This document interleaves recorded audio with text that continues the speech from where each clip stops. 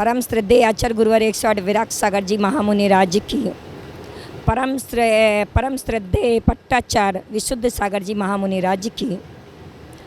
आज परम श्रद्धेय आचार्य गुरुवर का अवतरण दिवस, विराग सागर जी का 63वां अवतरण दिवस है।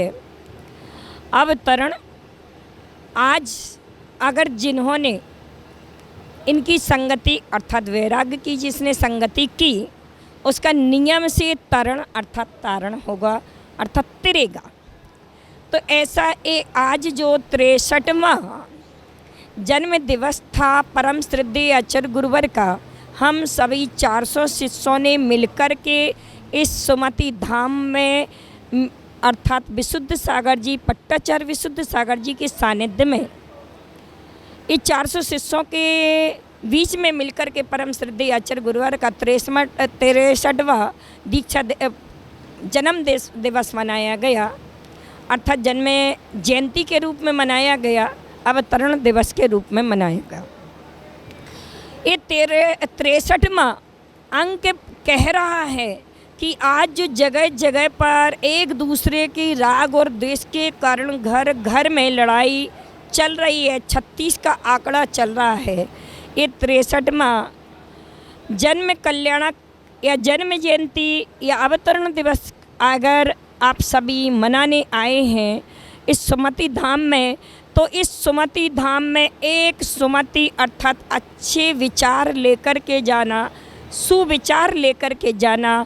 और ये 63वें जन्म दिवस के उपलक्ष्य में, अवतरण दिवस के उपलक्ष्य में आप सभी एक ही परम श्रद्धेय आचार्य गुरुवर को उपहार दें। वह उपहार यह है कि आज कम से कम अड़ोसी और पड़ोसी तो लड़े लेकिन कम से कम पति पत्नी, भाई भाई, बहन भाई, सास बहू, देवरानी जेठानी ये तो ना लड़े अर्थात घर में 36 का आंकड़ा ना बना कर रहे, 63 का आंकड़ा बना कर रहे और 63 का छोटा और बड़ा का भेद ना रख करके बस ऐसे हो जाएं, झुक जाएं। या तो ये भजन के समय झुकते हैं या भोजन के समय झुकते हैं, ऐसे झुक कर के चलेंगे तो नियम से रिश्तों में 63 का रिश्ता बन जाएगा।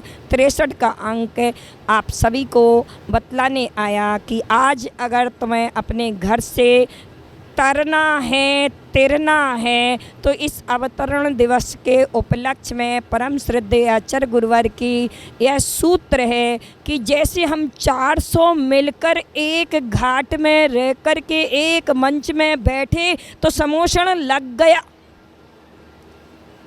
हमारे परम श्रद्धेय विशुद्ध सागर जी जैसे ज्ञानी जिनके इतने शिष्य वो भी सब एक साथ बैठे और एक साथ वैराग्य का बीज में विशुद्धि के विचार आए, सुमति धाम में सुमति आई।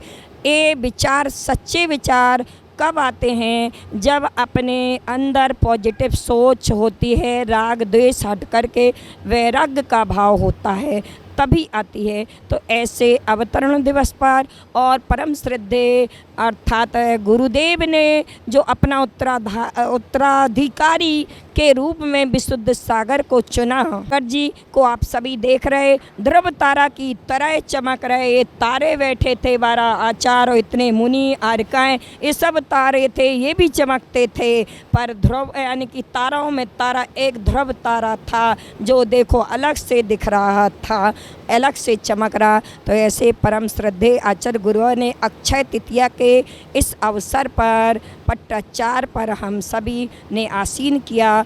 कोई 3000 किलोमीटर चल कर आया, कहीं मैं भी 700-800 किलोमीटर चल के आई हूँ और सब मिल कर के और उनके लिए अपने गुरु के रूप में स्वीकारा।